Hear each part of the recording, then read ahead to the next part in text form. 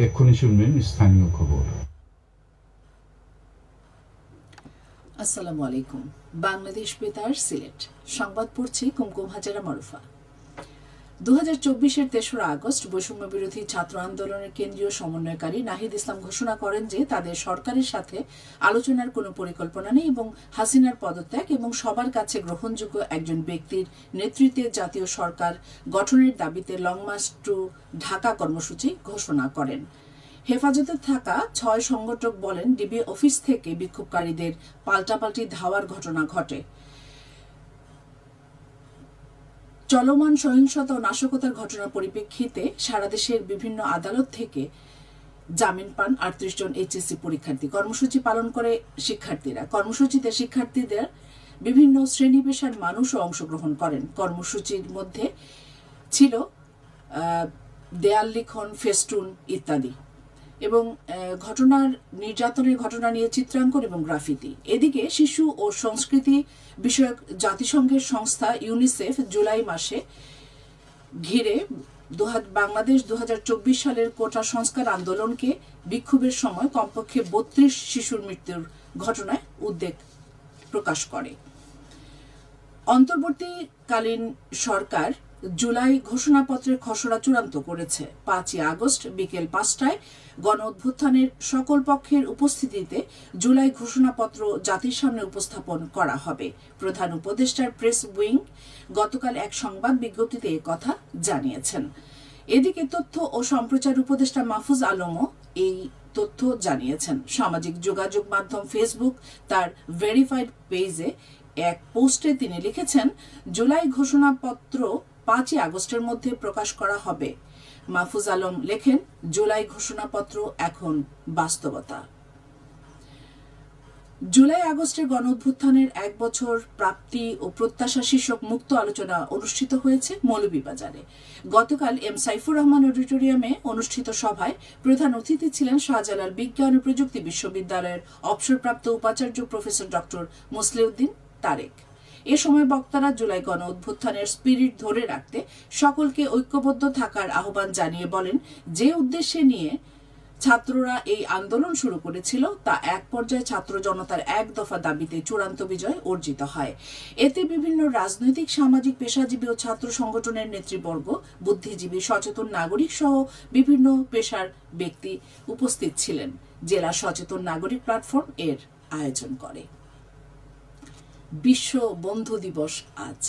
বন্ধুত্বের বাঁধন সুদৃঢ় করতে বিশ্বের অন্যান্য দেশের মতো বাংলাদেশও দিবসটি পালিত হবে। 1935 সালে দিবসটি পালন শুরু হয় মার্কিন যুক্তরাষ্ট্রে। সে বছর মার্কিন কংগ্রেস ঘোষণা করে প্রতি বছর আগস্ট মাসের প্রথম রোববার বন্ধু দিবস হিসেবে পালিত হবে।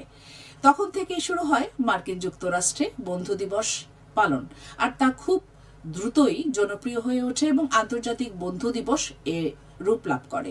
বন্ধু শব্দটি ছোট, কিন্তু এর গভীরতা অনেক। বন্ধুত্বের ব্যাপ্তি সীমাহীন। বন্ধুত্বের জন্য কোনো নির্দিষ্ট দিনক্ষণ লাগে না। বন্ধুত্বের কোনো বয়স সীমাও নেই। মনের মিল হলেই বন্ধু হওয়া যায়। বন্ধুত্ব একটি পবিত্র অমলিন সম্পর্কের নাম। মা বাবা, ভাই বোন, আত্মীয় স্বজন, রক্তের সম্পর্কের বাইরে একটি সম্পর্ক হচ্ছে বন্ধুত্ব। কৃতি শিক্ষার্থীদের সম্বর্ধনা ও পুরস্কার প্রদান করা হয়েছে মৌলভীবাজারে। গতকাল জেলা শিল্পকলা একাডেমি হলরুমে আয়োজিত অনুষ্ঠানে প্রধান অতিথি ছিলেন জেলা প্রশাসক ইসরাইল হোসেন।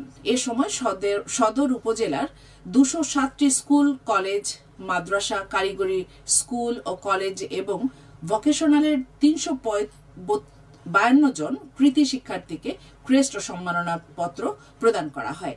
মাধ্যমিক ও উচ্চ মাধ্যমিক শিক্ষা অধিদপ্তর এই উদ্যোগ নেয়। রেমিটেন্স যোদ্ধা দিবস 2025 উপলক্ষে হবিগঞ্জে আলোচনা সভা সম্মাননা প্রদান অনুষ্ঠিত হয়েছে গতকাল। জেলা প্রশাসকের সম্মেলন কক্ষে অনুষ্ঠিত সভায় প্রধান অতিথি ছিলেন জেলা প্রশাসক ডক্টর মোহাম্মদ ফরিদুর রহমান। জেলা কর্মসংস্থান ও জনশক্তি অফিস হবিগঞ্জ এবং কারিগরি প্রশিক্ষণ কেন্দ্র হবিগঞ্জ এর যৌথ উদ্যোগে আয়োজিত এই অনুষ্ঠানে জেলার বিভিন্ন পর্যায়ে প্রবাস ফেরত রেমিটেন্স যোদ্ধা, সরকারি কর্মকর্তা ও গণ্যমান্য ব্যক্তিরা অংশগ্রহণ করেন। পৃথক দুটি সড়ক দুর্ঘটনায় নারী সহ 2 জন নিহত এবং 5 জন আহত হয়েছেন মৌলভীবাজারে।